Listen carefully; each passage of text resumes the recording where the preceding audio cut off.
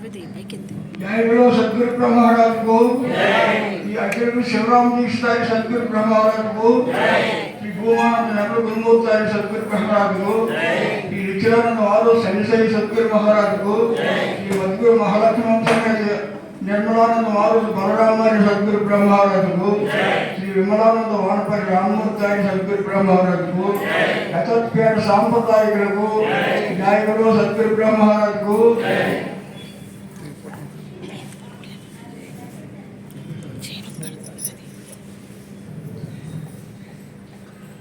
సభాకల్పతరం శాఖోపలో వర్జితం శాస్త్రపుష్పం సమాయుక్తం విద్యుత్ భ్రమర శోభితం అన్నారు. అయితే సభా కల్పతరు అన్నారు. కల్పతరు అని పేరు వినటమే కానీ ఆ చెట్టును ఎవరు మనం చూసి ఎరగం. ఇప్పుడు మనం చూస్తున్నటువంటి వృక్షం కల్పవృక్షం ఏమిటి అంటే శివరామ దీక్షితుడు. శివరామ దీక్షితుల పితృతాలుగా సంపద ఇదంతున్నాం. శివరామ దీక్షితులకు శ్రీధరుడు వారి దగ్గర ఉపదేశమైన తరువాతను శ్రీధరుడు వారు 1651 పరమపదించిన తర్వాతను శివరామ దీక్షితులు ఆంధ్రాకు నల్గొండ జిల్లా నారాయణపురము సంస్థానానికి వచ్చి అక్కడ శివరామ దీక్ష సాంప్రదాయం నెలకొల్పి 9 శిష్యులు చేశారు. ఆ 9 శిష్యులు ఎవరయ్యారంటే, ఒకటి కంబలూరు అప్పయ్య మంత్రి, 2 వల్లూరు రామకృష్ణ, 3 రామలింగారు అడ్డులు, 4 అమలావతీంద్రులు. ఈ 4 కొమ్మరు. ఆ 4 మరి 4 చొప్పున, అలాగే 4 చొప్పున ఈ శాఖలుగా విస్తరించింది ఈ కల్పవృక్షం. ఇప్పుడు మనం చూస్తున్నాం, మనం అందరం ఎవరమయ్యంటే ఆ యొక్క కల్పవృక్షం తాలూకా సంపద. మనము అన్నదమ్ముల పిల్లలు, మనందరము దాయాదులే. అయితే ప్రకృతిలో అంతా బాగా అంటారు కదా, అలాగే మనం అందరము కూడా పిల్లలకి అన్నదమ్ముల పిల్లలను ఒకే సాంప్రదాయకులము. ఎక్కడ చూసినా శివరామ దీక్ష సాంప్రదాయం అంటాం కదా. అలా ఎందుకంటే ఈ కల్పవృక్షం మనం చూస్తున్నాం. శాఖోపచాపలుగా విస్తరించి ఉంది. శాస్త్రపుష్పం సమాయుక్తం విద్యుత్ భ్రమర శోభితం ఉన్నారు. శాస్త్రము అంటే పెద్దలు రాసినటువంటి గ్రంథాలు. భారతము, భాగవతము, రామాయణము, భగవద్గీత, ఉపనిషత్తులు, పురాణములు ఇవన్నీ కూడా శాస్త్రాలు. ఈ శాస్త్రాలని పుష్పంతో సమానమైనటువంటి శాస్త్రపుష్పం సమాయుక్తం విద్యుత్ భ్రమర శోభితం. విజ్ఞానంగా భ్రమరం అనగా చిమ్ముద.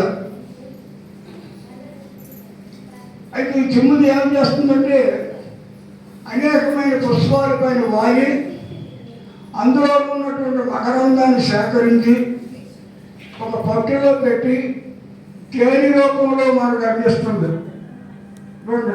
ఆ యొక్క మోగజీవి మనకి ఎంత ఉపకారం చేస్తుందో తేనె రూపంలో మనకి అందిస్తుంది. అది మహాదీవమైనటువంటి ఔషధం మనకు. అలాగే ఈ శాస్త్రాలన్నీ కూడా పుష్పములు లాంటివే. విజ్ఞానంగా చదువు అది తిమిరి లాంటిది. ఈ శాస్త్రం చూస్తుంది.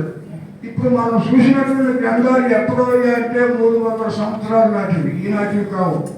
అప్పుడు ఆ లాంగ్వేజ్, ఆ యొక్క గణితము మనకి ఇప్పుడు తెలియదు. అయితే తెలియదనేసి ఆ శాస్త్రం చూసేటప్పుడు మనకి ఆ పదాలు మనం పలకలేకపోతే దాని అర్థం మనకు తెలియకపోతే మరి దాన్ని ఏం చేస్తాము, చింటికి వెళ్ళేస్తాము, ఒక పక్కన పెడతాం. ఎందుకంటే ఎవరైనా పెద్దలు వచ్చేటప్పుడు వారి సమక్షంలో మనం చదవడం కానీ లేకుంటే వారి చేత చదివించి మనం విని దానిలో ఉన్న విశేషం తెలుసుకుంటున్నాం. కాబట్టి ఈ శాస్త్రాన్ని పక్కన పెడతాం. శాస్త్రపుష్పం సమాయుక్తం విద్యుత్ భ్రమర శోభితం అన్నారు కాబట్టి విద్యగా తిమ్మిలాంటిది. ఇది ఈ సభ యొక్క ఇది. అయితే ఇప్పుడు మనం చెప్పవలసింది ఏంటంటే, గురువులు మనకి ఉపదేశకాల మందుని ఒక శ్లోకం చెప్తున్నారు. గురు బ్రహ్మ, గురు విష్ణు, గురు దేవో మహేశ్వర, గురు సాక్షాత్ పరబ్రహ్మ, తస్మై శ్రీ గురువే నమః. ఏనాడు ఏ మహానుభావుడు దీన్ని లిఖించాడో, ఇది మన భారతదేశమే కాకుండా అవుట్ ఆఫ్ దేశాలు 366 దేశాల్లో కూడా దీన్ని అనుకునే ఉన్నారు.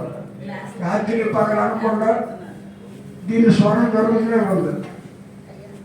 దానికి ఆపోజిట్గా ఇప్పుడు మనకి ఈ రెండవ సందేశయ్య నాయన గారి శిష్యుడు ఈ పంచదశి ప్రజానంద స్వామి ఆయన ఒక గ్రంథాల్లో రాశారు. శ్రీగురుడే బ్రహ్మ విష్ణువు, శ్రీగురుడే రుద్రమూర్తి, శ్రీపరబ్రహ్మం, శ్రీగురుని కన్న దైవము, ఏకతిగా చూసినాను ఎవరూ లేరనరు, గురుడే ఇష్ట దైవముగాను, నేను అడుగుతాసును ఆ నరుడు సరి ఎవరు, చరణ రేణు కొరకు అమరులెల్లా తిరుగు ఎవరూ లేరను, గురుడే ఇష్ట దైవముగాను అన్నారు. శ్రీగురుడు అన్నాడు. శ్రీ అనగా ఒకటే, శ్రీ అనగా సరస్వతి, శ్రీ అనగా లక్ష్మీదేవి, శ్రీ అనగా పార్వతి, శ్రీ అనగా జ్ఞానము, శ్రీ అనగా ధర్మం. అటువంటి జ్ఞాన సంపద కలిగినటువంటి వాడు శ్రీగురుడు. ఆ అటువంటి గురువుని సర్వకాల సర్వావస్థలందు నా గురువు కంటే అన్యులు మరి లేరు అని ఏ శిష్యుడైతే తలంచుతున్నాడో ఆ శిష్యుని రాక కొరకు అమరుడు అంటే దేవతలు దాడులు కలిసి వస్తున్నారు. ఎందుకంటే గురుపుత్రుడు ఏ దారిని వస్తాడో ఆయన వెనుగంటూ వెళ్తే ఆయన పాదానికి అంటినటువంటి ఒక ఇసుకరేణు జరిగితే మా జన్మ పావనం అవుతుందని మహానుభావుడు రాశాడు. అది యథార్థము సంస్కృతి నమస్కారం చేస్తున్నాను. ఎందుకంటే నా చిన్నతనంలో మా ఊరి దగ్గరే ఉర్లామని 2 కిలోమీటర్ల దూరంలో ఉర్లామని గ్రామం ఉంది. రాజుల సంస్థానం. అక్కడ బుల్లిబాబు శనిబాబు అని ఇద్దరు అన్నలు ఉండేవారు. బుల్లిబాబు గారు బయటికి వెళ్తే మోటార్ సైకిల్ మీద వచ్చేవాడు. శనిబాబు గారు బయటికి వెళ్తే మైసూర్ రెడ్డి బండి కానీ లేకపోతే జట్కా బండి మీద కానీ వచ్చేవాడు. అయితే శనిబాబు గారికి ఏముండేదండి, ముక్కమ్మ రక్తం కారే పని ఉండేది.